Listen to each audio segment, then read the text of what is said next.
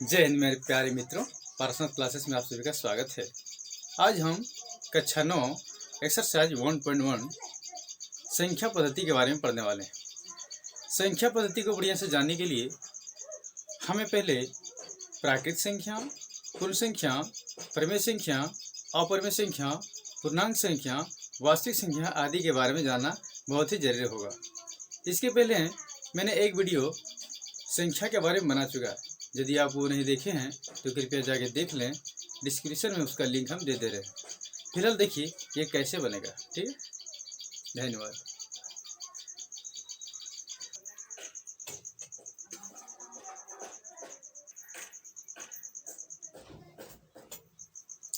संख्याओं के बारे में मात्र एक लाइन में समझिए कि कैसे आपको हमेशा के लिए याद रहेगा, है ना।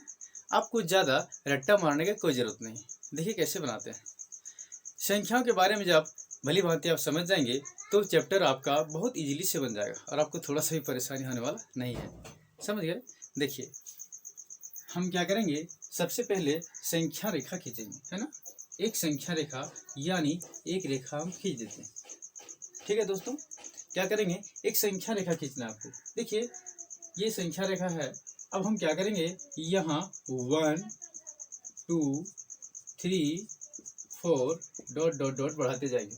चूंकि हम संख्याओं की गिनती कभी समाप्त नहीं कर सकते हैं, इसलिए डॉट डॉट दे दिए, ठीक है दोस्तों। देखिए अब आप कह सकते हैं, आपको इतना पता होगा कि दाईं तरफ प्लस होता है यानी इधर प्लस होता है, और बाईं ओर अपना हाथ के बाईं ओर क्या होता है, ये है बाईं तरफ ये माइनस होता है। और प्लस को हम लोग धन कहते हैं, क्या कहते हैं, धन। और माइनस को क्या कहते हैं, ऋण। ये याद रखेंगे दोस्तों। माइनस यानी नेगेटिव को क्या कहेंगे, ऋण, है ना। और पॉजिटिव यानी प्लस को हम लोग धन कहेंगे। अब धन से धनात्मक हो जाएगा, यानी जो भी संख्या प्लस में रहेगा उसे हम कहेंगे धनात्मक संख्या, और जो भी संख्या माइनस में होंगे उसे हम कहेंगे ऋणात्मक संख्या, है ना। अब ध्यान दीजिएगा, अब यहाँ से हम करेंगे प्लस की ओर चलेंगे, 1 से प्लस की ओर चलेंगे यानी धनात्मक संख्या। तो जितना भी धनात्मक संख्या होंगे, 1 से शुरू करेंगे गिनती, तो वो क्या कहलाएगा, प्राकृत संख्या। तो आप देखिए कि यहाँ से यहाँ तक हम कह सकते हैं प्राकृत संख्या। आपको रटने का कोई झमेला नहीं, केवल ये संख्या रेखा को दिमाग में रखिए, हमेशा के लिए याद रखिए। अब प्राकृतिक संख्या 1 से शुरू होती है ना, कितना, 1 से, यानी ये हो गया आपका प्राकृतिक संख्या, ठीक है दोस्तों। ये प्राकृतिक संख्या हो गया। यहाँ आप कोई भी संख्या उठा लेंगे, 1 2 3 4 5, इस गिनती में कोई भी संख्या को उठा लेंगे। एक संख्या उठाइए, 2 संख्या उठाइए। यदि आपसे पूछ लिया क्या 3 एक प्राकृतिक संख्या, बिल्कुल है, क्योंकि ये प्राकृतिक संख्याओं के समूह में तो है, इसीलिए है ना। अब आगे देखिए, अब कुछ नहीं करना, थोड़ा सा हमको पीछे आना है बाईं ओर। तो थोड़ा सा पीछे जब आएंगे ना तो आपको शून्य मिलेगा। क्या मिलेगा, शून्य। तो ध्यान दीजिएगा, शून्य मिलेगा, और ये शून्य को हम क्या करेंगे, इसी ग्रुप में शामिल कर देंगे, ठीक है। इसी ग्रुप में जब शामिल कर दिए, यानी पहले 1 से शुरू हो रहा था, लेकिन अब कितना से, शून्य से, यानी ये पूरा यहाँ से यहाँ मिला दिए। तो पहले प्राकृत था, और इसमें केवल शून्य को मिलाने से, एक कदम पीछे आने से जब शून्य मिला, केवल शून्य को मिलाने से ये क्या हो गया, पूर्ण संख्या, है ना। ये हो गया आपका पूर्ण संख्या। आप इंग्लिश में लिखना चाहें तो पूर्ण संख्या को हम कहते हैं होल नंबर, होल नंबर, ठीक है। और प्राकृतिक संख्या को कहते हैं नेचुरल नंबर, नेचुरल नंबर, ठीक है। अब थोड़ा सा और हम लोग पीछे हटेंगे, ध्यान दीजिएगा। अभी हम फिलहाल प्लस से चले यानी धनात्मक की ओर, दाईं ओर चले, अपने हाथ की दाईं ओर। तो आपको क्या मिला, प्राकृतिक संख्या। थोड़ा सा केवल एक कदम पीछे आने से शून्य को शामिल कर लिए, और केवल शून्य को शामिल करने मात्र से ही आपको क्या मिल गया, प्राकृत से पूर्ण मिल गया। अब हम क्या करेंगे, पूर्ण में भी कुछ न कुछ मिला देंगे। हम एक कदम और पीछे हटेंगे। जब आप पीछे हटेंगे ना दोस्तों, तो इधर 1 2 3 4 मिल रहा था, इधर भी 1 2 3 डॉट डॉट डॉट, इधर भी संख्याएं आपको मिलेंगे, लेकिन इधर प्लस में मिल रहा था, लेकिन बाईं ओर क्या मिलेगा, माइनस में।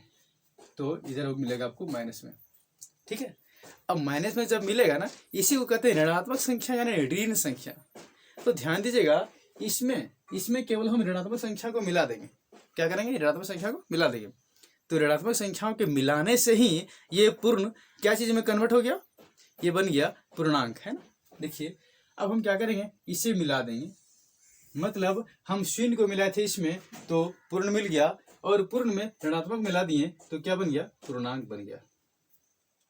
क्या बन गया? पूर्णांक। ठीक है। अब पूर्णांक को इंटीजर कहा जाता है इंग्लिश में, इंटीजर। ठीक है। अब ये पूर्णांक संख्या हो गया। अब आपको इतनी ही संख्या याद रखना है ना। संख्या रेखा में इतना ही याद रखना है। अब इससे हम थोड़ा सा आगे चलते हैं, इसको फिलहाल मिटा रहे हैं।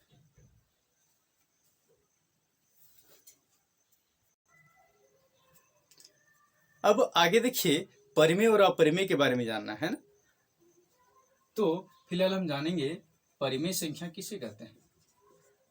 परिमेय संख्या, इसको हम कहेंगे रेशनल नंबर।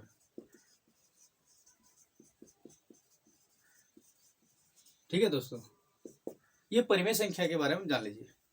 अब परिमेय संख्या आपको बहुत ही आसानी से समझ में आ जाएगा, क्योंकि आप पहले क्या पढ़ चुके हैं?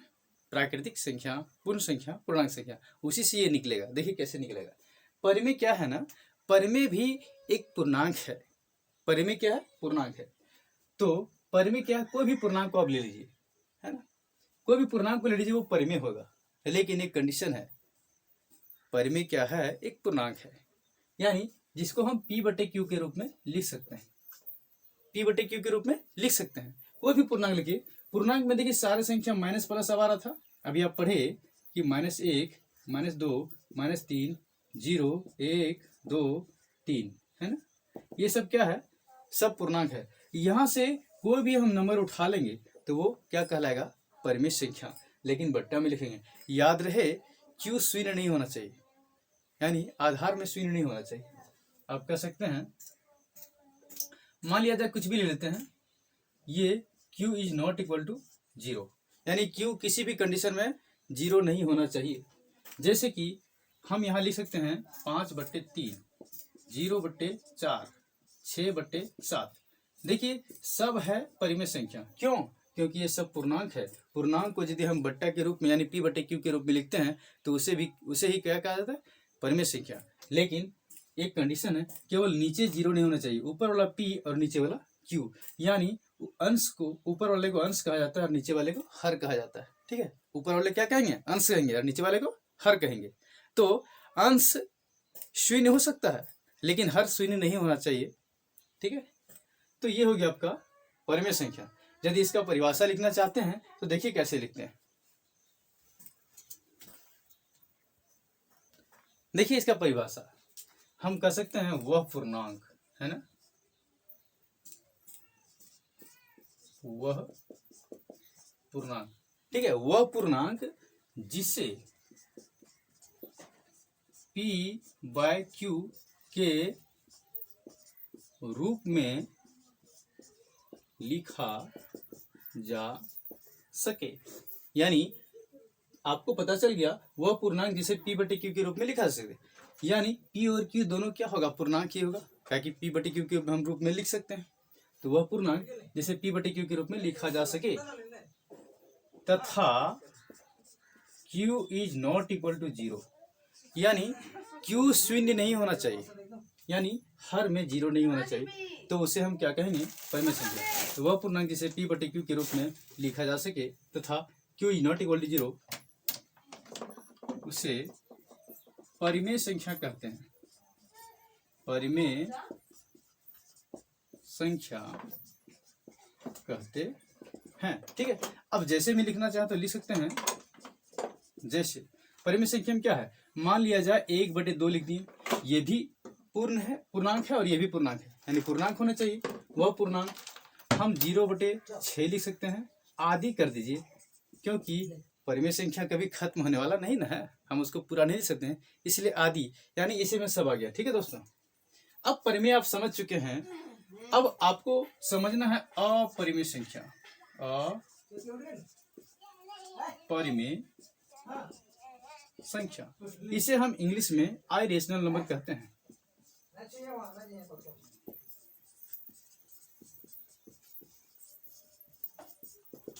ठीक है, इरेशनल नंबर।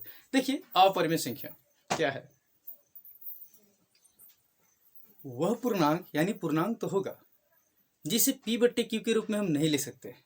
ठीक है, यहाँ भी पूर्णांक होगा लेकिन जिसे p/q के रूप में नहीं ले सकते।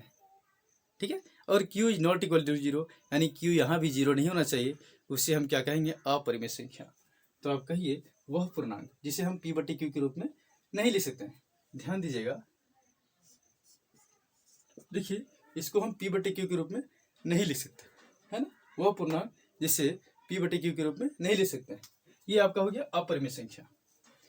अब आपको परेशानी हो रहा है तो कोई दिक्कत नहीं, जितना भी अभाज्य संख्या है सबको रूट में डाल दीजिए। जो भी अभाज्य संख्या है सबको क्या करेंगे? रूट में डाल देंगे, वही तो अपरिमेय है। ठीक है, मान लिया जाए 2 भी क्या है? एक अभाज्य संख्या है। चूंकि 2 किसी से भाग नहीं लगता है, केवल एक से और अपने से लगता है, इसलिए अभाज्य संख्या है। और जब अभाज्य संख्या है तो ये अपरिमेय हो गया। कैसे? जब हम अंडर रूट में डाल दिए। ठीक है, इतना याद रखेंगे। कोई भी जो अभाज्य संख्या है उसके अंदर में रूट चढ़ा देंगे तो क्या बन जाएगा? अपरिमेय संख्या। ठीक है, तो आप देखिए वह परिमेय संख्या। देखिए, तो इसको हम परिभाषा में यदि लिखना चाहें तो कैसे लिखेंगे? तो आप लिख दीजिए वह पूर्णांक जिसे p/q के रूप में नहीं लिखा जा सके तथा q is not equal to 0, यानी p/q के रूप में हम नहीं लिख सकते हैं वैसा पूर्णांक जिसे हम p/q के रूप में नहीं ले सकते हैं। और वैसा कौन आएगा? जो भी अभाज्य संख्या रूट में आएगा, है ना? जो भी अभाज्य संख्या रूट में आएगा। और दूसरा, कोई भी जिसका दशमलव प्रसार क्या होगा? अनुवसानी अनावर्ती, है ना? अनुवसानी अनावर्ती कहने का मतलब, मान लिया जाए यहाँ लिखेंगे 0.001 0001 00001 डॉट डॉट डॉट।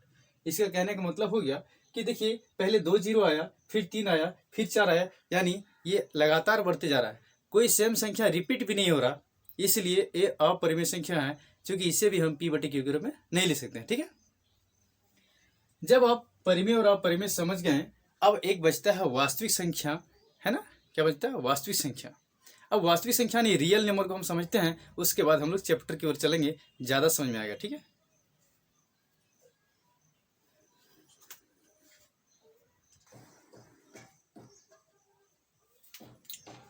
देखिए अब हम लोग वास्तविक संख्या के बारे में समझेंगे, है ना?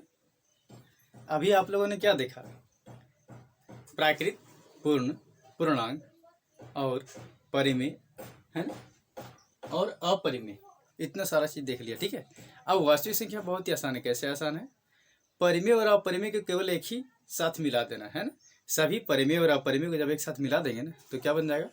वास्तविक संख्या। ठीक है दोस्तों, तो हम कह सकते हैं परिमेय एवं अपरिमेय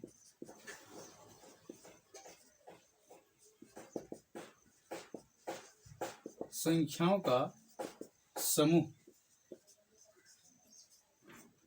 परिमेय एवं अपरिमेय संख्याओं का समूह क्या कहलाता है? समूह वास्तविक संख्या कहलाता है। ठीक है, यानी परिमेय और अपरिमेय को साथ में मिला देना, बस आपका क्या बन गया? वास्तविक संख्या बन गया, कुछ नहीं करना है। तो हम लोग क्या करेंगे? परिमेय को मिला देंगे और अपरिमेय। परिमेय यानी बट्टा में जो भी होगा 1/2 0/3 4, है ना? /5 कुछ भी लिख सकते हैं, ये परिमेय हो गया। और अपरिमेय जैसे कि √3, है ना? √5 और √2।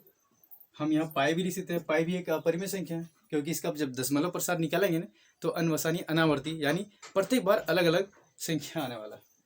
तो पाई भी क्या है? अपरिमेय संख्या। यहाँ आदि कर दीजिए। ठीक है, ये क्या हो गया? अपरिमेय संख्या। ये हो गया आपका वास्तविक संख्या। वास्तविक संख्या में क्या किए, परिमेय और अपरिमेय को मिला दिया, कुछ भी नहीं किया, है ना। तो क्या बन गया, वास्तविक संख्या। इतना सारा चीज़ जानने के बाद अब आपको चैप्टर में दिक्कत नहीं होने वाला। देखिए कैसे आप आसानी से बना पाएंगे।